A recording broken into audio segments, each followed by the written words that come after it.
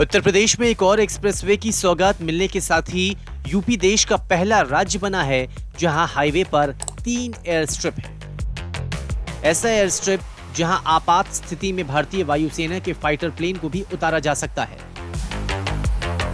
खैर, इसी के साथ आरोप भी लग रहे हैं कि यूपी में एक के बाद एक एयर स्ट्रिप बनाने के पीछे भी यूपी की जनता को रिझाना है, वोट जो पाना है। लेकिन क्या वाकई में ऐसा है?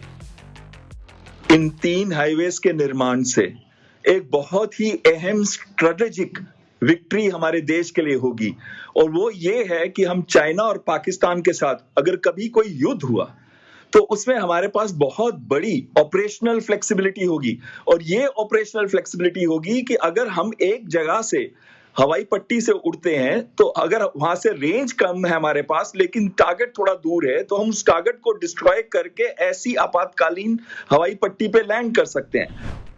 दरअसल यूपी में इन एयर स्ट्रिप को बनाने का एक खास मकसद है। अगर चीन या पाकिस्तान या फिर दोनों ने मिलकर भारत की ओर किसी तरह के हमले की कोशिश की तो सबसे अहम भूमिका यही एयर स्ट्रिप निभाएंगे। इन एयर स्ट्रिप को एक स्ट्रैटेजी के तहत तैयार किया गया है। अगर नेपाल के रास्ते हमले की कोशिश हुई, अगर कश्मीर के रास्ते हमले की कोशिश हुई, अगर नॉर्थ ईस्ट के रास्ते हमले की कोशिश हुई, तो उस वक्त ये तीनों एयर स्ट्रिप काफी कारगर साबित होंगे, क्योंकि ये तीनों ही इलाके यूपी के इन 3 एयर स्ट्रिप के रडार में आते हैं और यहां से काफी आसानी होगी। मतलब अगर कोई भी हमला होता है तो वायुसेना के फाइटर प्लेन इन एयर स्ट्रिप का इस्तेमाल करके दुश्मनों को कड़ा जवाब दे सकते हैं।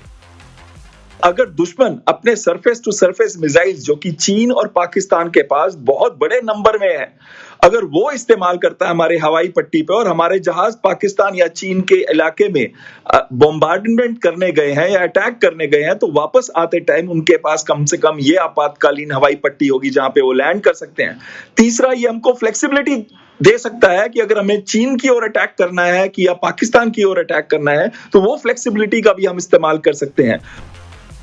कुल मिलाकर भले ही इस पर राजनीति और चुनाव से जोड़कर इसे देखा जा रहा हो, लेकिन वास्तविकता ये है कि इन एक्सप्रेसवे का निर्माण आम आदमी की आवाजाही के साथ साथ भारत की सुरक्षा के लिहाज से भी किया गया है।